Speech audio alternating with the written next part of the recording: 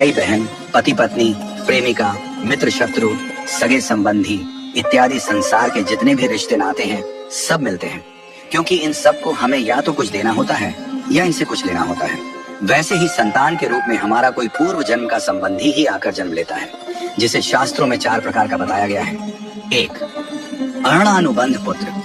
पूर्व जन्म का कोई ऐसा जीव जिससे आपने ऋण लिया हो या उसका किसी भी प्रकार से धन नष्ट किया हो, वह आपके घर में संतान बनकर जन्म लेगा। वह अपना धन बीमारी में या व्यर्थ के कार्यों में तब तक नष्ट करेगा जब तक उसका पूरा हिसाब न हो जाए। 2. शत्रुपुत्र। पूर्व जन्म का कोई दुश्मन आपसे बदला लेने के लिए आपके घर में संतान बनकर आएगा। बड़ा होने पर वह माता पिता से मारपीट, झगड़ा करेगा या उन्हें सारी जिंदगी किसी न किसी प्रकार से सताता ही रहेगा। वह हमेशा कड़वा बोलकर उनकी बेइज्जती करेगा और उन्हें दुखी रखकर ही खुश होगा। 3. उदासीन पुत्र। इस प्रकार की संतान न तो माता पिता की सेवा करती है, न ही कोई सुख देती है। वह उन्हें उनके हाल पर मरने के लिए छोड़ देती है। विवाह होने पर यह माता पिता से अलग हो जाते हैं और उनकी चिंता नहीं करते। 4. सेवक पुत्र। पूर्व जन्म में यदि आपने किसी की खूब सेवा की है तो वह अपनी की हुई सेवा का ऋण उतारने के लिए आपकी सेवा करने के लिए पुत्र बनकर आता है। जो बोया है वही तो काटोगे। यदि अपने माता पिता की सेवा की है तो ही आपकी संतान बुढ़ापे में आपकी सेवा करेगी, वरना कोई पानी पिलाने वाला भी पास न होगा। आप ये न समझें कि यह सब बातें केवल मनुष्य पर ही लागू होती हैं। इन 4 प्रकार में कोई भी जीव आ सकता है। यदि आपने किसी गाय की निस्वार्थ भाव से सेवा की है तो वह भी पुत्र या पुत्री बनकर आ सकती है।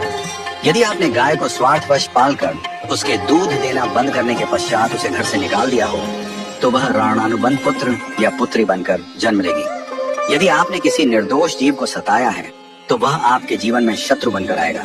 इसलिए जीवन में कभी किसी का बुरा न करें, क्योंकि प्रकृति का नियम है कि आप जो भी करोगे उसे वह आपको इस जन्म में या अगले जन्म में 100 गुना वापस करके देगी।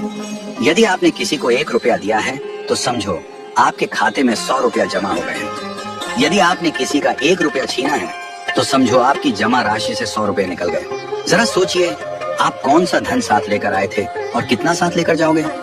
जो चले गए वे कितना सोना चांदी साथ ले गए। मरने पर जो सोना चांदी धन दौलत बैंक में पड़ा रह गया, समझो वह व्यर्थ ही कमाया। औलाद अगर अच्छी और लायक है तो उसके लिए कुछ भी छोड़कर जाने की जरूरत नहीं है, वह खुद ही कमा लेगी।